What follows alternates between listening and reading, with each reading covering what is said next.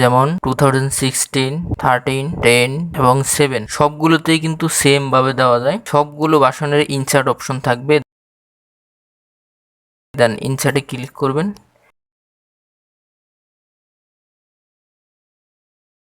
সেখান থেকে page number থাকবে, পেজ নাম্বারে আসবেন।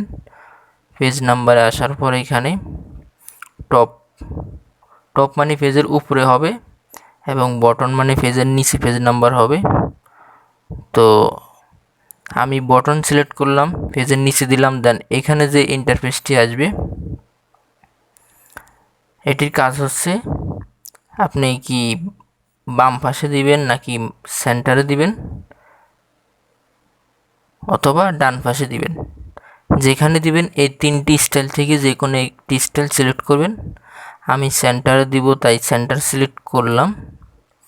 দেখুন পেজ নাম্বারটি নিচে চলে আসছে এবং এখান থেকেও কিন্তু পেজ নাম্বার দেওয়া যায়। দেখেন একবার পেজ নাম্বার যখন দিবেন তখন এখানে পেজ নাম্বারের অপশন চলে আসবে, এখান থেকে দিতে পারেন অথবা আপনারা পূর্বের সেই স্থান থেকেও এখান থেকেও দিতে পারবেন।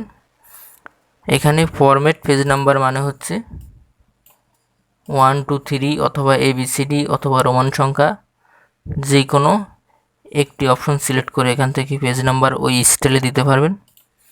আর এখানে স্টার্ট অ্যাট মানে হচ্ছে আমাদের 1 থেকে শুরু হয়। নর্মালি আমরা যদি এখানে 5 থেকে শুরু করতে চাই তাহলে এখানে 5 থেকে দিব, তাহলে 5 থেকে শুরু হবে, 5, 6, 7 এভাবে।